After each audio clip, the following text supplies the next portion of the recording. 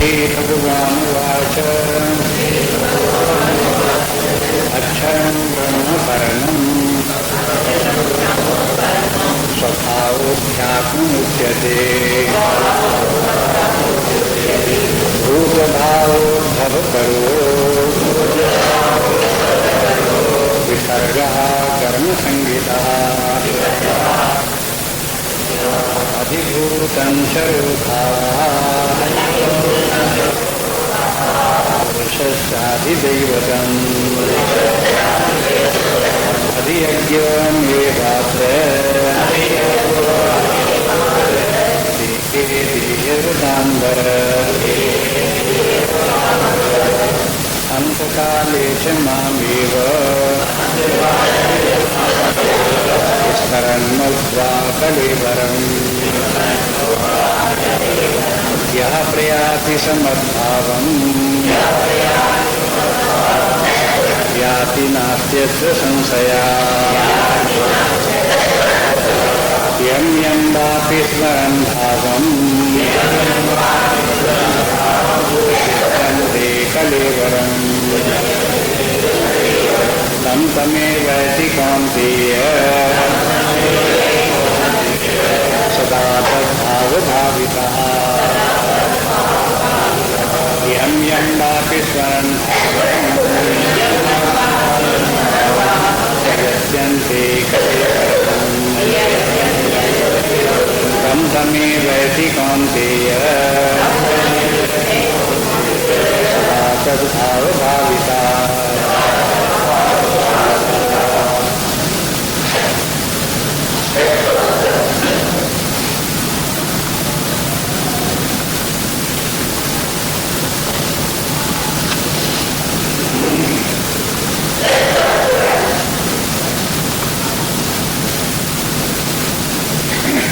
देख रहे थे अर्जुन के प्रश्नों को उत्तर भगवान ने दिए।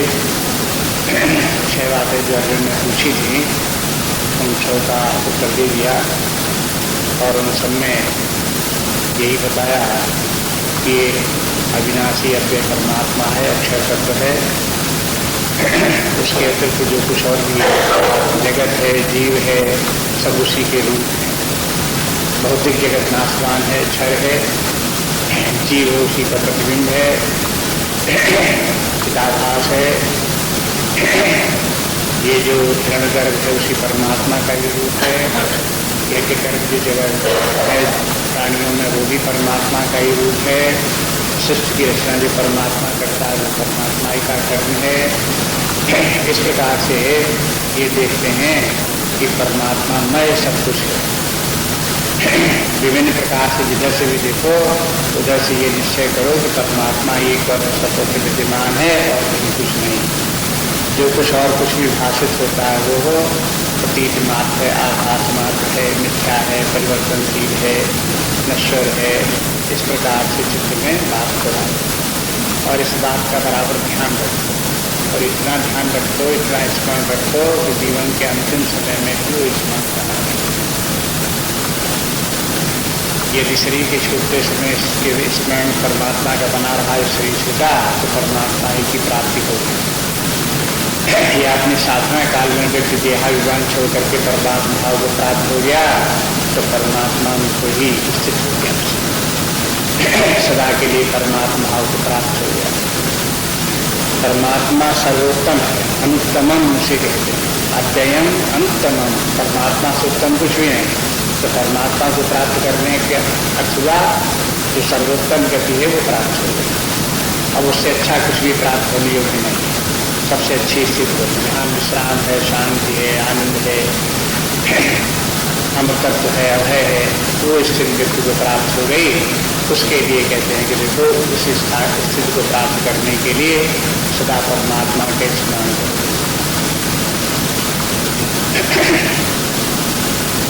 अब इस श्लोक का अर्थ देखिए, 6वें श्लोक में इसमें जो सामान्य सिद्धांत है वो बता देते हैं। पिछले श्लोक में तो सिद्धांत का प्रयोग बताया था, जो मेरा स्मरण करते हुए सही छूटेगा वो मुझे प्राप्त हो जाएगा। नियम क्या है वो ये बताते हैं। यम यम वापि स्मरण भावम जो व्यक्ति जिस जिस भाव का स्मरण करते हुए त्यजति अंते कलेवरम, अंत समय में शरीर कुछ होता है, तम तम एक उसी उसी को ही प्राप्त हो जाता है, जीवन प्राप्त हो जाता है। कौनते सदा तद्भाव भाविता, सदा उसी के भाव में भावित रहने के कारण से शरीर के छूटते समय अंतकाल में भी वैसा ही भाव बना रहता है और उसी भाव के अनुसार ही उसे अगली गति प्राप्त होती है। ये सामान्य नियम हो गया, चाहे न्याय लगा दो। अगर पापी कर्म इस प्रकार से पाप कर्म सारी जिंदगी करेगा तो पाप बुद्धि उसकी हो जाएगी, वही मरने के समय भी स्मरण आएगा और उसी प्रकार से वो नरक में चला जाएगा। यदि पुण्य कार्य सारे जीवन किएगा, पुण्य बुद्धि उसकी बन जाएगी तो सभी छूटेगा, तो स्वर्ग भी चला जाएगा। यदि सारे जीवन परमात्मा के स्मरण करता रहा, परमात्मा भाव निश्चित हो गया तो सभी छूटा तो परमात्मा को भी प्राप्त हो गया। मैंने सर्वत्र इस नियम को आप लगा सकते हो। एक सामान्य सिद्धांत ये हो गया कि देखो सदा तद्भाव भाविता, क्योंकि व्यक्ति सारे जीवन जिस भाव से भावित रहा, ऐसे बोलते हैं जो भाव बराबर उसके मन में आते रहे वही भाव जीवन के अंतिम समय में भी आएंगे, और जैसे अंतिम समय में भाव विचार आएंगे वैसे ही शरीर छोड़ने के बाद भी गति होगी। बस ये श्लोक जो है इस प्रकार से सिद्धांत वाक्य है, इसको सिद्धांत के रूप में इसे समझना चाहिए। अब इसको जरा और गहराई से थोड़ा विचार करो। आप देखेंगे कि स्मरण शब्द जो है वो बार बार आ रहा है। पिछले श्लोक में भी स्मरण शब्द आया, यहाँ भी स्मरण शब्द आया, अगला श्लोक आएगा वहाँ पर भी स्मरण शब्द आएगा। स्मरण क्या चीज है, इस पर ध्यान देना चाहिए। वैसे तो सामान्य रूप में जानते हैं हम सब लोग को, जो बातें याद आती है ठीक है, स्मरण आ गया, स्मरण बोलते हैं। स्मरण शब्द का प्रयोग व्यवहार में होता रहता है, लेकिन सावधानी से देखें तो एक बात आपको पता लगेगी कि स्मरण उसी वस्तु का आता है जिसका हमें अनुभव होता है। वर्तमान में जब अनुभव होता है तो वही भविष्य काल में जाकर के फिर हमें उस बात का स्मरण आता है। जब वो बात अनुभव बीत गया, पुराना हो गया, भूतकाल में चला गया, तो अब उसको वर्तमान काल में जब अपने मन बुद्धि में लाते हैं तब उसे अनुस्मरण कहते हैं या स्मरण कहते हैं। अब आप बचपन का स्मरण करो, उसमें कैसे पढ़ते थे, कैसे स्कूल पढ़ते थे, कैसे क्या करते थे, स्मरण करो। स्मरण करने के माने वो अनुभव इस समय का अनुभव, वर्तमान का अनुभव नहीं है, भूतकालीन अनुभव था, वही अनुभव इस समय जो है हमें बुद्धि में फिर आ गया तो स्मरण कहलाएगा। स्मरण का संबंध सदा ही भूतकाल की वस्तु से होता है, भूतकाल के अनुभव से होता है।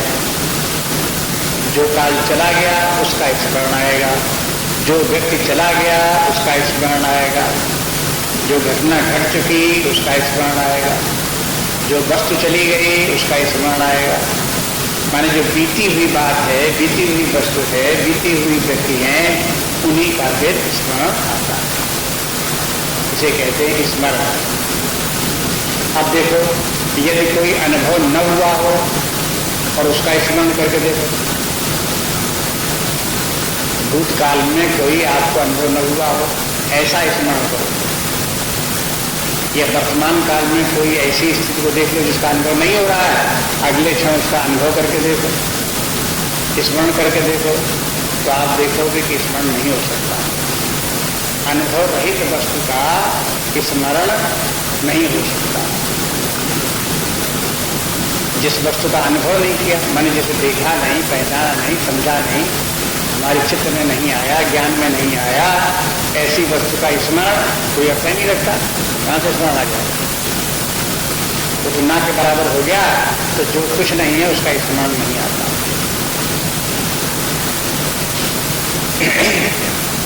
अब ये स्वयं अपने आप से जो सिद्धांत है उसको अपने आप से देखें। इसलिए जब प्रमाणों पर विचार करते हैं, प्रमाण ज्ञान के जो साधन है, प्रत्यक्ष प्रमाण, अनुमान प्रमाण, शब्द प्रमाण, तो प्रमाण तो ज्ञान कराने वाला है, और ये प्रमाण वर्तमान में हुआ करता है। स्मरण जो है वो भूतकालीन वस्तु का होता है, इसलिए स्मरण प्रमाण के अंतर्गत नहीं आता। स्मरण अलग बात है, प्रमाण अलग बात। तीन प्रमाण जो है वो अनुभव कराने वाले, अनुभव के साधन हैं, और वर्तमान काल में वो काम आते हैं।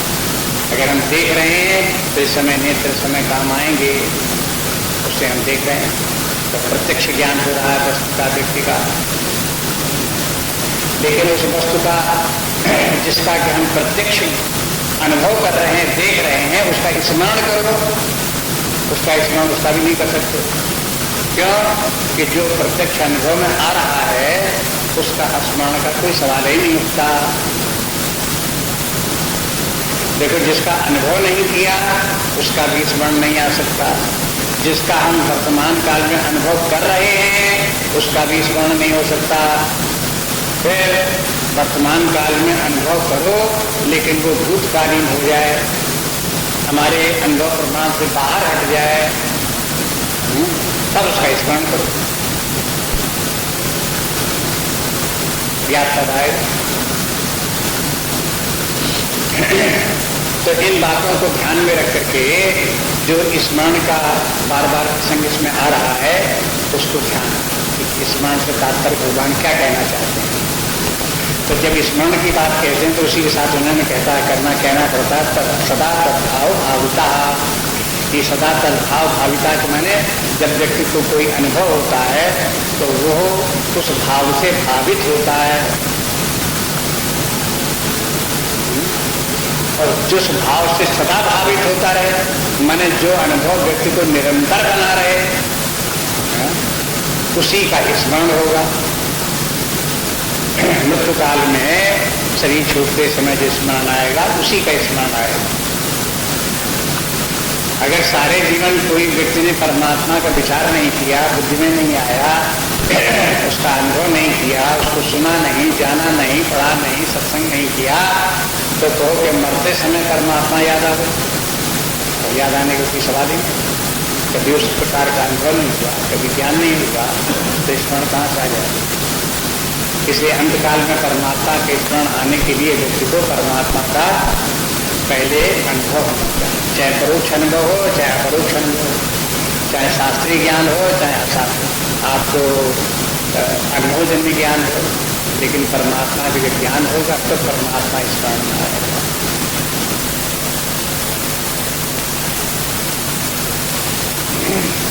इससे इस बात की भी सूचना मिलती है इस श्लोक का कि अगर आप चाहते हो कि परमात्मा की हमें प्राप्ति हो जाए और उसके होने के लिए शरीर छोड़ते समय हमें परमात्मा का स्मरण बना रहे, तो क्या करना पड़ेगा कि सारे जीवन उस परमात्मा का स्मरण करने का अभ्यास करना पड़ेगा।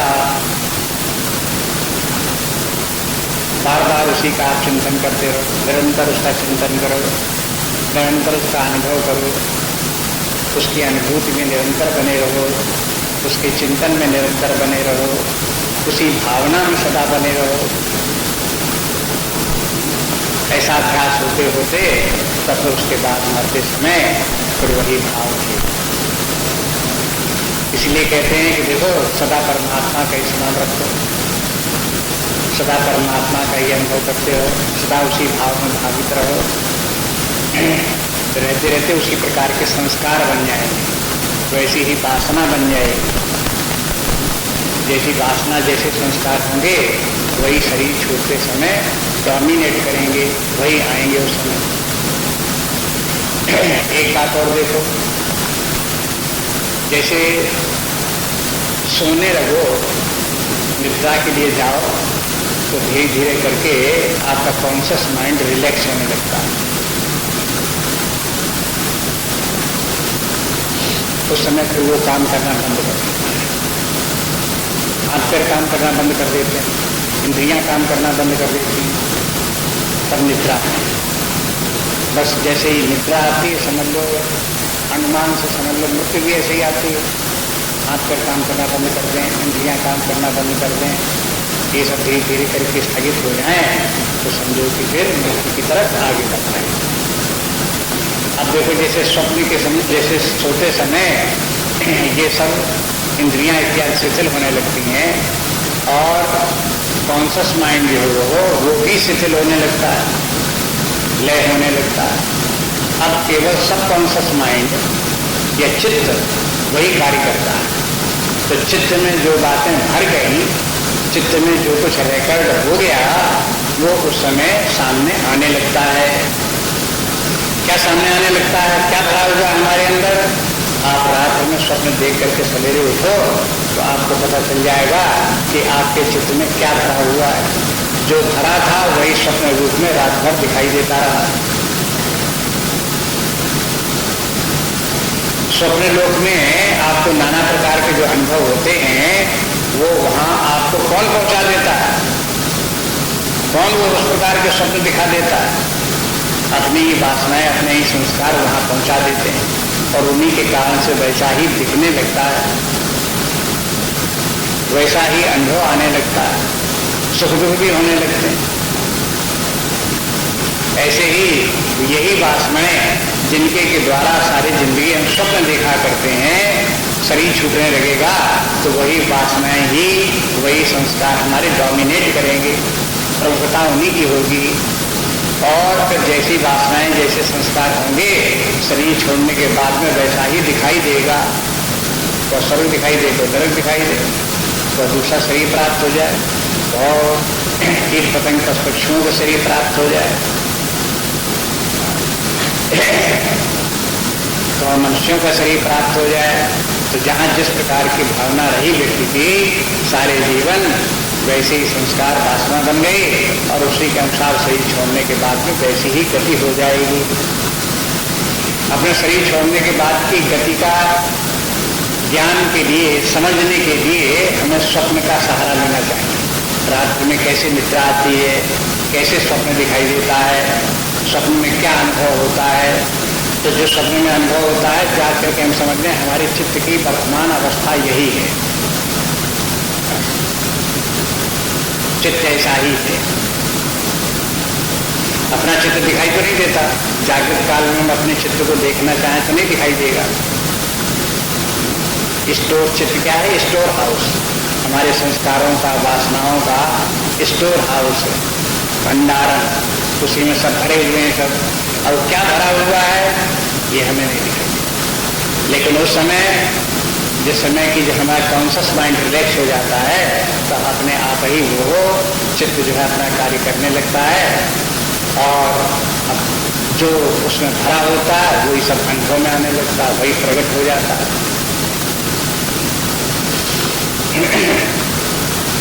ये सिद्धांत के अनुसार आप अपने अगले जीवन की रूपरेखा को अनुमान के द्वारा जान सकते हैं।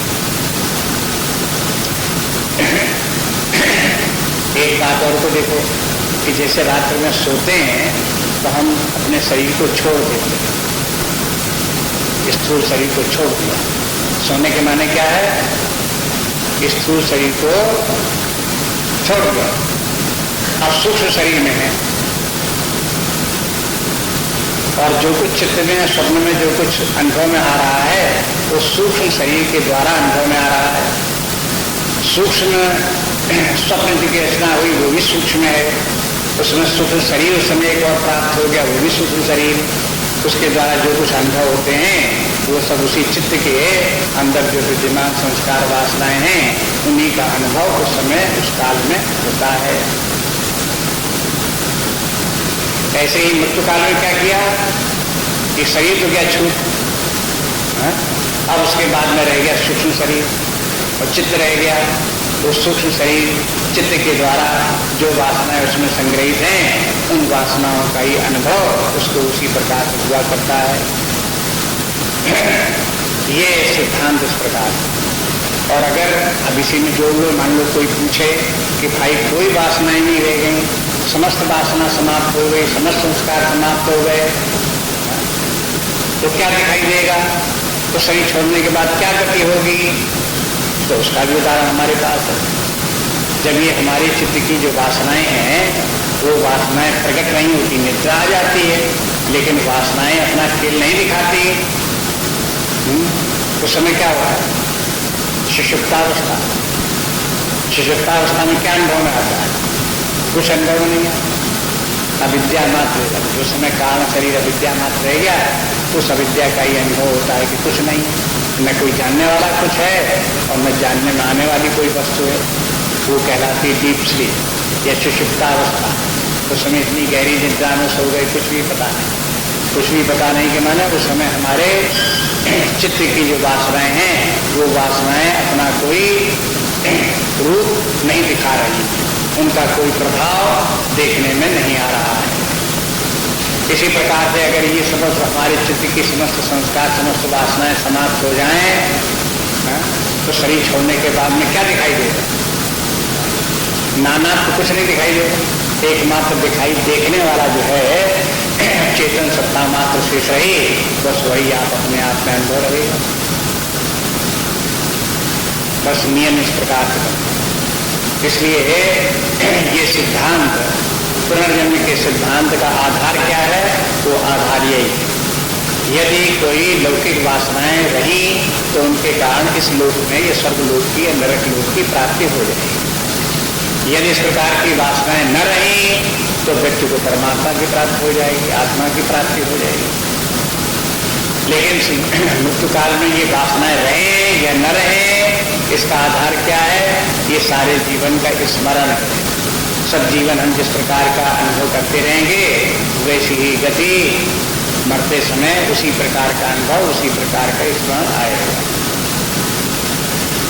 इसलिए यदि हम परमात्मा को प्राप्त करना चाहते हैं तो परमात्मा का ही शास्त्र का अध्ययन करते रहो, सत्संग करते रहो, उसका नाम लेते रहो, उसका ध्यान करते रहो, साक्षी चैतन्य आत्मा का अनुभव करते रहो, उसी आत्मानुभव की स्थिति में बने रहो। आत्मानुभव की स्थिति में सदा बने रहने पर उसी भाव से भावित, हम तो सच्चिदानंद स्वरूप आत्मा है, इसी भाव से भावित बने रहे तो फिर समस्त वासनाएं समाप्त हो जाएंगी और मृत्यु काल में इसी भाव से भावित बने रहेंगे तो परमात्मा की प्राप्ति हो जाएगी। ये बात इसलिए बता रहे हैं जिससे कि कोई व्यक्ति आध्यात्मिक साधना करे और करने के सिद्धांत को समझे। आखिर हम जब क्यों कर रहे हैं, आखिर सत्संग क्यों कर रहे हैं, आखिर स्वाध्याय क्यों कर रहे हैं, इसे क्या मिलने वाला है, क्या फायदा होने वाला है, उसका उत्तर ये है। इस समय हमारे परमात्मा भाव बन रहा है, वासनाएं छीन हो रही हैं और ये परमात्मा भाव ही हमें आगे चल करके मृत्यु काल में भी परमात्मा का स्मरण कराएगा, परमात्मा की प्राप्ति कराएगा। पर इस भाव से उसका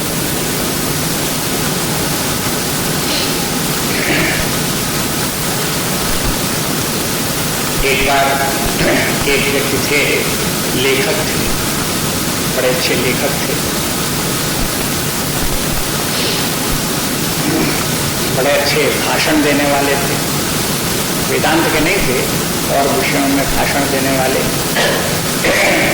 उनके जो है वो उनके लिखने वाले, आर्टिकल लिखने वाले, पुस्तकें लिखने वाले। लेकिन ये सब उनका लिखना कब होता था? जब वो थोड़ा पी लेते, जब शराब पीते थे, मदरा पीने पर जब उनका थोड़ा नशा करता था तब उनको ताकत आती थी बोलने की और फिर वो बड़े उत्साह से बोलते रहते और बड़े प्रभावशाली भाषण। लोग बड़ी प्रशंसा करते हैं, अच्छा बोलते हैं, आज जोरदार भाषण होता है। लेकिन वो पी करते लिखते थे इसी प्रकार से, लिखने बैठते थे पी लेते और फिर जब नशा चढ़ा विचार आते थे। कहते जब पी लेते हैं तो बहुत विचार आते हैं, बढ़िया तब तक उनके खुद विचार आते थे, फिर उनको विचार आए तो खुद उनको लिखते थे। एक बार कहीं इसी प्रकार से गीता का अध्ययन करने वाले कोई संत से, किसी महात्मा से पाला पड़ गया उनका, और उनको ये याद आया, ये चर्चा इसी प्रकार की हुई कि शरीर छूटते समय जिसका जिस प्रकार का स्मरण आता है वैसी ही उसकी गति होती है। तो उन्होंने बताया, अपने आप पूछने लगे, कहने लगे भाई हम तो शराब पीते हैं तो हमारी क्या गति होगी? शराब पीने के लिए, उसको हजम करने के लिए फिर कुछ मांस भी खाते हैं, शराब भी पीते हैं। तो हमें बस वो जो है वो बहुत अच्छा लगता है, उससे बड़ा काम चलता है। तो हमारी क्या गति होगी? तो बताया उनको कि भाई तुम्हारी गति ये होगी कि शरीर छोड़ने के बाद में तुम गिद्ध बनोगे और फिर वहाँ तुम मजे में मांस खाओगे, खूब सारी जिंदगी मांस ही मांस खाने को तुम्हें मिलेगा। तो बड़ा खराब लगा कि बताओ गिद्ध हो जाएंगे, मनुष्य शरीर भी प्राप्त नहीं होगा, हम गिद्ध हो जाएंगे। अच्छा तो फिर अब हम मांस खाना छोड़ दें, मदिरा पीना भी छोड़ देंगे, हम नहीं चाहते कि अगले जीवन में गिद्ध बने। उस समय तो उन्होंने कहने को बोल दिया इस प्रकार, लेकिन 7-8 दिन के बाद जो है फिर थोड़ी पीने का मन किया। जब पीने का मन किया तो थोड़ा खाने का भी मन किया, थोड़ा मांस खाओ, थोड़ा पानी पियो, तो फिर करने लगे उस प्रकार। अब ये फिर कहाँ से आ गया? फिर वही हम मांस कहाँ से आ गया, हम मदिरा कहाँ से आ गई? उन्होंने तो छोड़ दी दोस्तों। अब छोड़ देने पर भी जो उनके संस्कार बन गए थे, वासना बन गई थी, वो वासना थोड़ा मिट गई। ऊपर से अगर आप कोई मांस खाना छोड़ दें, मदिरा पीना छोड़ दें, या इस प्रकार का और कुछ भी छोड़ दें, तो जो वासनाएं पहले से बनी चली आ रही, जन्मांतर से बनी चली आ रही हैं, इस जीवन में आपने 50-60 हज़ार 100 वर्ष निरंतर वासनाओं को पाला है, बनाया है, तो आपने ऊपर से मांस मदिरा छोड़ भी दिया तो उससे कोई वासना समाप्त नहीं हो गई। और वासना रहेगी तो पुनः आपको वैसा ही करने के लिए प्रेरित करेगी और वही अनुभव आपको अच्छा लगेगा। ये भले ही है मनुष्य होकर के हम कहें कि आगे गिद्ध हो जाएंगे, तो उसमें गिद्ध होना बहुत खराब है, लेकिन भीतर से तो मांस खाने की वासना होने के कारण से वो वासना ही गिद्ध का शरीर प्राप्त करा देगी। और मांस खाएंगे तो गिद्ध मांस खाता तो उसे कुछ खराब नहीं लगता, क्योंकि वो अपने वासना के अनुसार खाता, अपनी प्रकृति के अनुसार खाता। वो तो मनुष्य देखे तो कैसे नोच नोच के खा रहा है, उसको खराब लगे, लेकिन गिद्ध को कुछ नहीं खराब लगता, उसको तो बड़ा अच्छा लगता। तो नियम इस प्रकार का है कि जिस व्यक्ति की जिस प्रकार की वासना होती है वही उसे अच्छा लगता है, और जो उसे अच्छा लगता है वही व्यक्ति उसी प्रकार का करता है। ये वासनाओं का जो खेल इस प्रकार चलता है उसको समझो।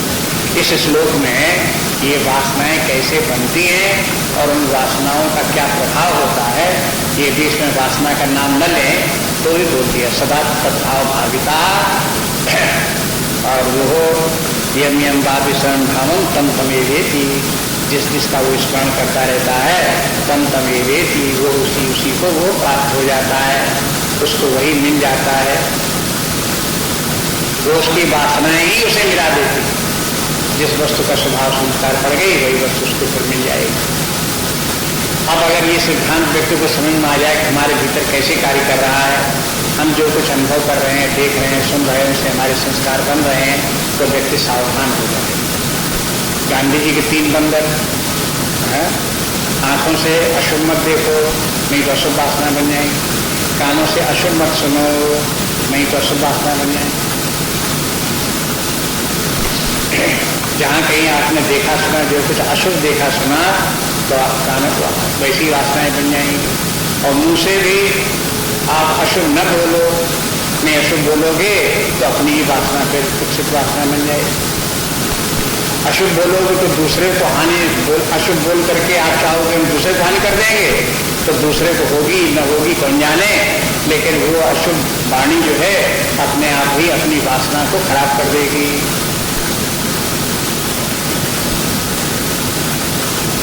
इसलिए न अशुभ बोलो, न अशुभ सुनो, न अशुभ देखो, ये विवेक है। इस प्रकार का विवेक बराबर रखो। शुभ ही बोलो, शुभ ही सुनो और शुभ ही देखो। जहां अशुभ वार्ता होने लगे तहां कान में उंगली लगा लो,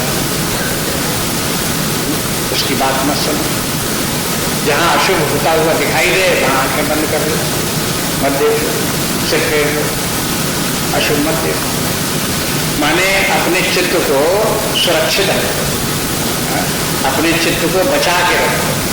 जैसे अपने शरीर को आप बचा के रखते हो, चलते फिरते हो तो एक्सीडेंट से शरीर को बचा के रखते हो, शरीर के ऊपर कोई चीज न गिर जाए, शरीर में कोई चोट न लग जाए, शरीर में कहीं चीज बिगड़ न जाए, शरीर स्वस्थ बना रहे। ऐसे अपने चित्त को स्वस्थ बनाए रखने के लिए इसको भी बचाए रखो। ये जो अशुभ वाणी है, अशुभ शब्द सुनने में आते हैं, अशुभ देखने में आते हैं, ये सब क्या है? ये हमारे चित्त के लिए पल्यूट करने वाले हैं, पल्यूशन है ये। जैसे वायु का पल्यूशन, जल का पल्यूशन, प्रदूषण, जल प्रदूषण, वायु प्रदूषण, इसी प्रकार से अपने चित्त के लिए प्रदूषण क्या है?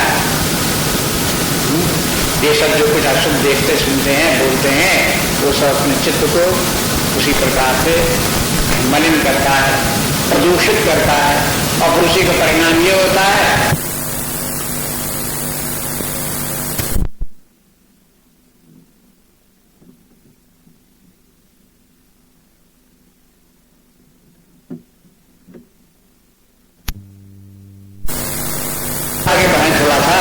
उसमें आपको मालूम होगा कि इसी सिद्धांत के ऊपर भगवान आगे चलते हैं। तस्मात् सर्वेषु कालेषु मामनुस्मर युध्यज मयि अर्पित मनो बुद्धि मामेव इष्यसि संशयम्। तस्मात् सर्वेषु कालेषु मामनुस्मर युध्यज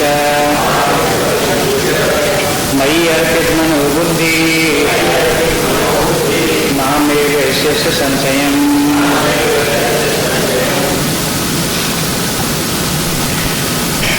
तो अब इस अगर सिद्धांत को आपके समझ में आ जाए तो फिर क्या करना चाहिए वो आपको अपने आप समझ में आ जाएगा। इसलिए कहते तस्मात्, तस्मात् माने इसलिए सर्वेषु कालेषु, सर्वेश पर्वन हमेशा हर समय, माम अनुस्मर युद्ध चय, मेरा अनुस्मरण करते रहो और अपने कार्य करते रहो। तुम्हारा युद्ध करना कार्य है, युद्ध भी करो, लेकिन स्मरण बनाए रखो मेरा। मेरा कहना है परमात्मा, निरंतर परमात्मा का स्मरण रखो और युद्ध करते रहो। स्मरण के माने क्या हुआ? मई अर्पित मनोबुद्धि, अपने मन बुद्धि को मुझ में ही अर्पित कर दो, मुझ में ही लगा दो। ऐसा करने पर क्या होगा? माम एव एष्यसि, मुझको ही प्राप्त हो जाओगे।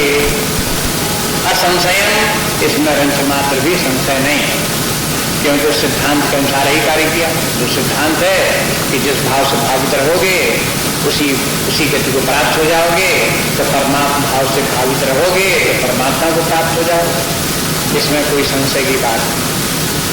अब ये संशय क्यों नहीं होना चाहिए, ये आप अपने अनुभव से देख लो। अगर ध्यान दोगे तो स्वयं पता चल जाएगा कि जो व्यक्ति जिस प्रकार के भाव से भावित रहता है वैसे ही उसकी वासनाएं बन जाती हैं, और जैसी वासनाएं बन जाती हैं वैसा ही फिर उसे स्मरण आता है। अब आप देखो कि पूर्व काल में आपने किस प्रकार के कार्य किए, किस प्रकार की वासनाएं बनी और किस प्रकार के आपको स्मरण आते हैं, अपने आप ही देख लो। अब जब वो नियम कार्य कर रहा है और आपके अनुभव में आ रहा है कि ये नियम तो इस प्रकार से काम कर ही रहा है, तो फिर यहाँ जाकर के आप क्यों संशय करते हो कि हम परमात्मा के भाव से भावित रहेंगे तो परमात्मा जाने मिलेगा कि नहीं मिलेगा? उसमें संशय क्या होगा? वही नियम यहाँ पर भी काम करेगा और परमात्मा की ही वो प्राप्ति करा देगा।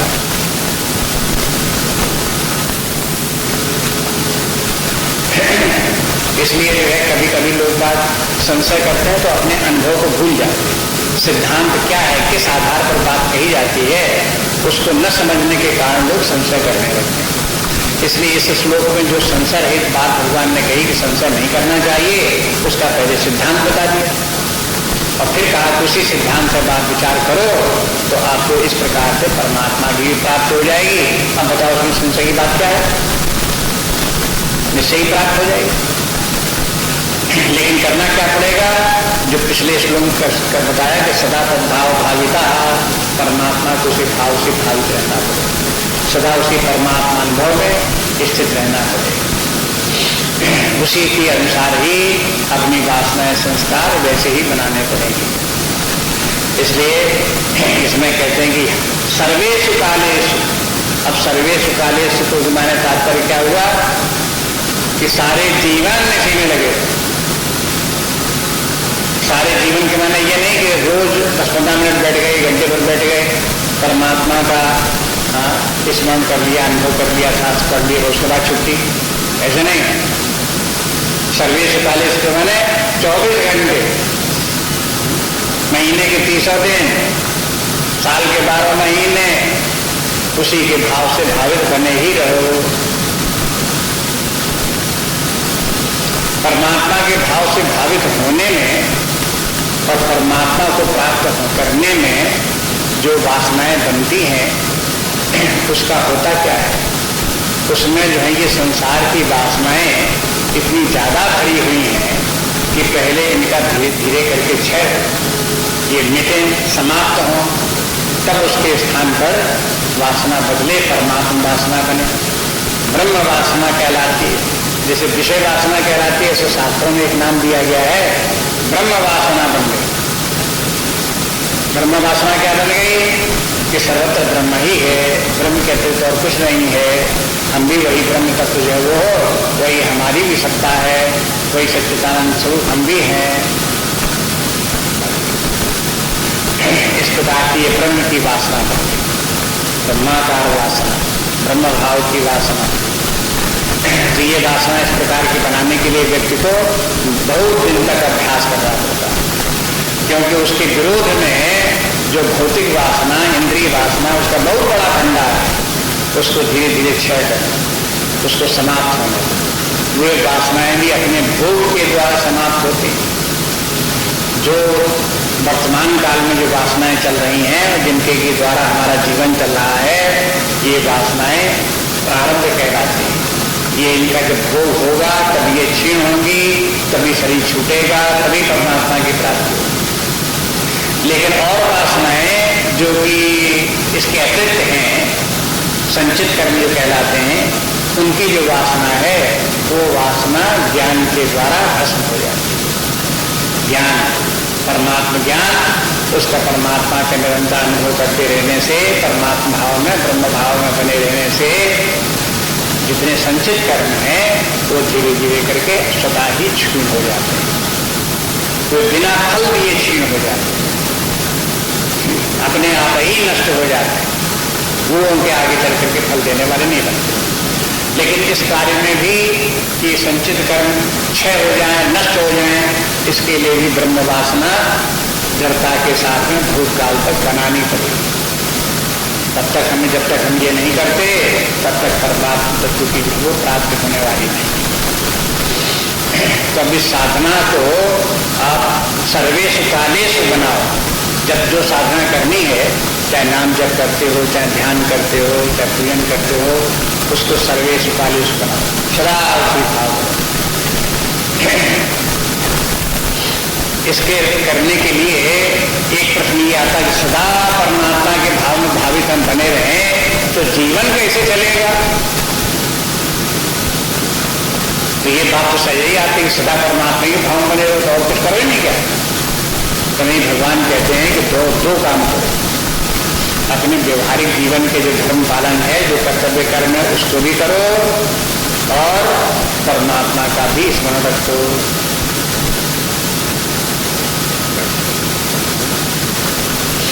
दोनों साथ साथ चले।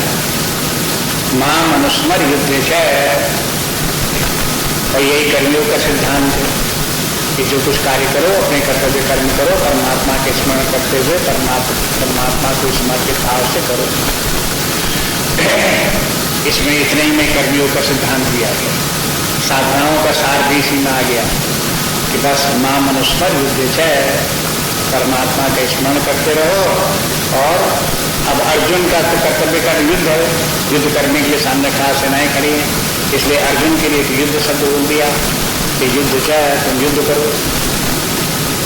अन्य लोगों के लिए जहां उनका जो भी कर्तव्य कर्म है, उस कर्तव्य कर्म को अपना धर्म समझ करके करते रहो, उसकी उपेक्षा न करो। जीवन यात्रा के लिए चलाने के लिए वो तो सब करते रहो, लेकिन उसके कारण से फिर नई वासनाएं ऐसी न बने जो बंधनकारी बन जाए। इसलिए उनके साथ साथ परमात्मा का स्मरण करो। तो वासना परमात्मा की बने और कर्म शरीर के द्वारा, मन बुद्धि के द्वारा होता रहे और हो करके वहीं समाप्त हो जाए। वो नई वासना, नए संस्कार निर्मित करने न पावे, ऐसा ध्यान रखो। इसलिए सदा परमात्मा के स्मरण करने का प्रयास करो। अब यहाँ जो स्मरण शब्द था वो बन गया अनुस्मर। स्मर माने याद करो, अनुस्मर अभी अनु क्यों लगा दिया? वैसे तो कोई कहेगा कि भाई श्लोक ही था तो उसमें से एक अक्षर की और जरूरत थी तो उसमें अनु जोड़ लिया।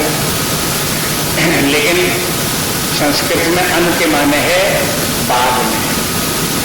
जैसे अनुज, अनुज के माने क्या है?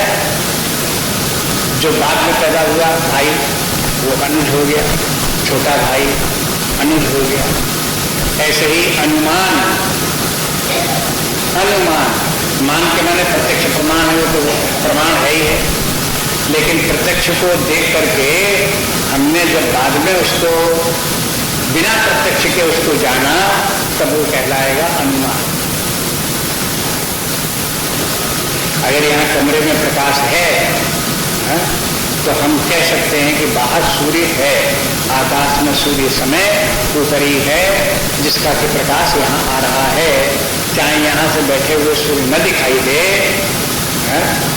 सूर्य का प्रत्यक्ष ज्ञान हमको न हो रहा हो, हम आंखों से उसे न देख रहे हों, तो भी हम जान रहे हैं कि सूर्य उदय हो चुका है, आकाश में सूर्य है, उसी का प्रकाश यहाँ पर हो। ये अनुमान हुआ। तो मान के प्रमाण के बाद में जो चले वो अनुमान हुआ। ऐसे ही स्मरण के बाद में जो स्मरण आवे उसे अनुस्मर कहेंगे, अनुस्मरण।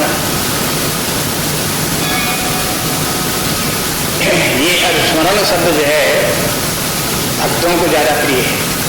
भक्त साहित्य में जहाँ कहीं देखो तो देखेंगे कि आप इस अनुस्मरण के ऊपर बहुत कुछ कहा गया है कि परमात्मा का अनुस्मरण करते रहना चाहिए। स्मरण नहीं कहेंगे, अनुस्मरण करते रहना चाहिए। वहाँ उन लोगों का, वैष्णव संप्रदाय के लोगों को कहना है कि अनुस्मरण के माने है कि परमात्मा सदा आपका स्मरण कर रहा है। उस परमात्मा के स्मरण करने के कारण से परमात्मा कहता है कभी तो हमारा भी स्मरण कर लिया करो। तो परमात्मा के स्मरण के बाद में जब जीव परमात्मा का स्मरण करता है तो उसे अनुस्मरण है। परमात्मा हमारा स्मरण न करे, हम ही उसका स्मरण करें तो वो स्मरण होगा। लेकिन परमात्मा हमारा स्मरण सदा करता रहे 24 घंटे, हम उसका जरा भी स्मरण न करें, ये गलती हो गई। उसको ठीक करने के लिए परमात्मा को कभी कभी स्मरण कर लें, तो अभी जब स्मरण परमात्मा कर रहे हैं ये अनुस्मरण कहलाए। माने जब दोनों तरफ से स्मरण हो तब अनुस्मरण हुआ। परमात्मा हमारा स्मरण करे और हम परमात्मा के स्मरण करें। अब भाई बात उनकी वैष्णव की आती है तो ये कहते हैं कि क्यों स्मरण करें परमात्मा, ये क्यों मानते हो परमात्मा हमारा स्मरण कर रहा है? वो इसलिए कर रहा है कि हम स्मरण करते करते कभी कभी ये स्थिति हो जाती है कि हम परमात्मा को भूल जाते हैं, और भूल जाने के बाद में फिर कभी कभी परमात्मा का स्मरण आ जाता है। तो जो दोबारा परमात्मा का स्मरण आता है वो कैसे आता है? कहते हैं वो परमात्मा ही हमको स्मरण दिलाता है, तब हमें उसके परमात्मा का फिर स्मरण आ जाता है। तो परमात्मा हमें स्मरण क्यों दिलाता है, कैसे दिलाता है? इसके माने जब हम उसे भूल जाते हैं तब भी परमात्मा हमारा स्मरण रखता है, और जब हमें विस्मरण होता है तो फिर हमें परमात्मा का स्मरण करा देता है। ये कार्य परमात्मा ही कर रहा है, उसका स्मरण सदा बना रहता है। अब देखो विचार करते जाओ कहां कहां तक की दूर दूर तक की बातों को पता चलता है। इस प्रकार से स्मरण करते हो परमात्मा, निरंतर उसका स्मरण करते हो। जैसे परमात्मा हमारा निरंतर स्मरण करता है, वैसे हम परमात्मा का भी निरंतर स्मरण करते रहें। अब एक बात और बता दें आपको, देखो भक्तों को परमात्मा का स्मरण अनुस्मरण करना पड़ता है और ज्ञानियों को भी परमात्मा का स्मरण अनुस्मरण तब तक करना पड़ता है जब तक कि उन्हें परमात्मा भाव की अनुभूति नहीं हो गई। और जहां परमात्मा तत्व का उन्हें अनुभव आ गया, उसी अनुभव में स्थित हो गए, तब उनको स्मरण की आवश्यकता नहीं। अब यहाँ कौन सा नियम काम कर रहा है कि जो अनुभव में वस्तु आ रही है उसका स्मरण नहीं हो सकता। यदि हम इस समय अनुभव कर रहे हैं कि हम सच्चिदानंद स्वरूप परब्रह्म परमात्मा हैं,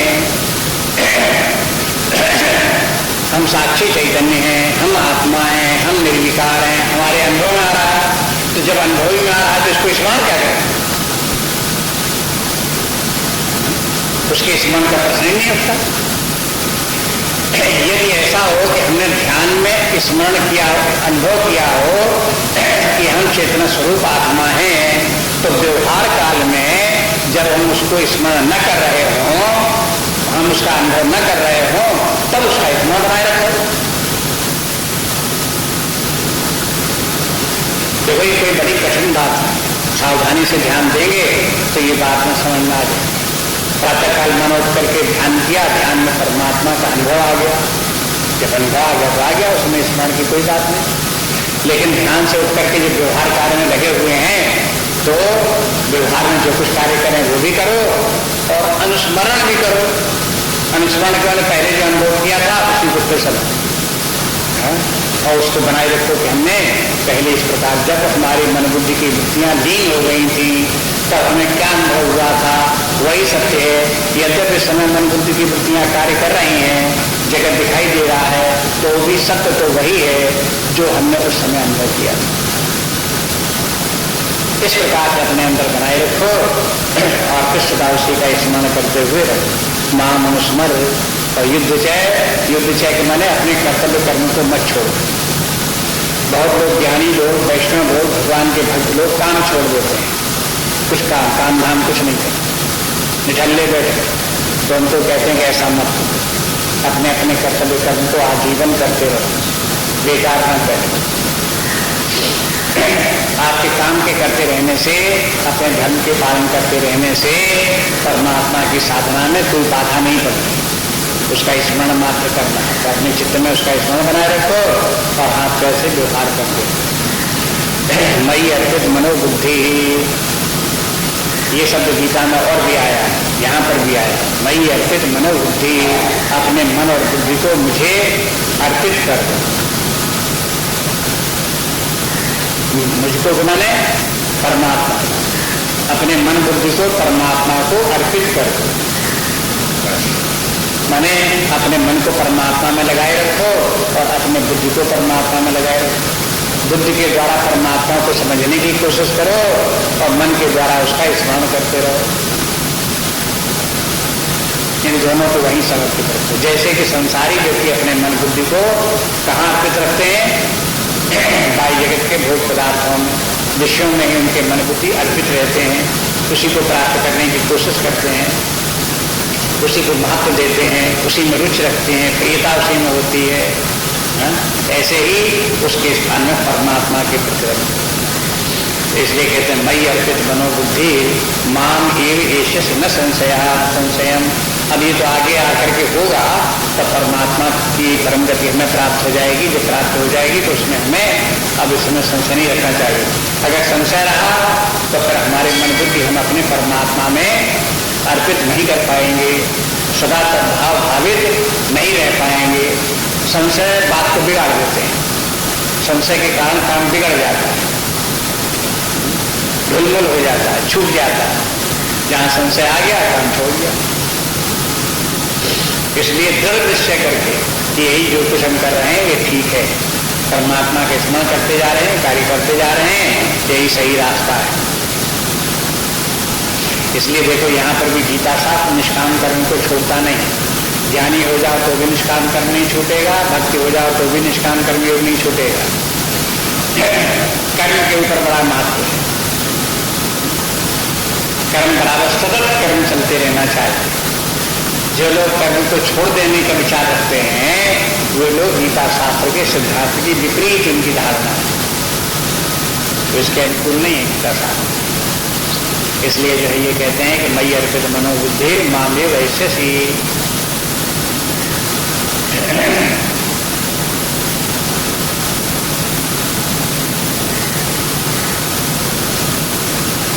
बस यही रखें इसके आगे।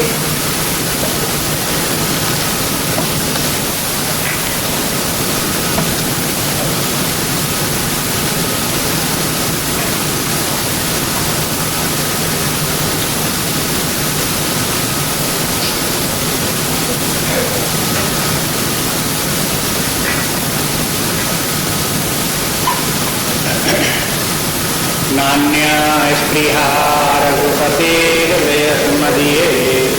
सत्यं वदामि च भवान् अखिलान्तरात्मा भक्तिं प्रयच्छ रघुपुङ्गवनिर्भरां मे कामादिदोषरहितं कुरु मानसं च। श्रीराम जय राम।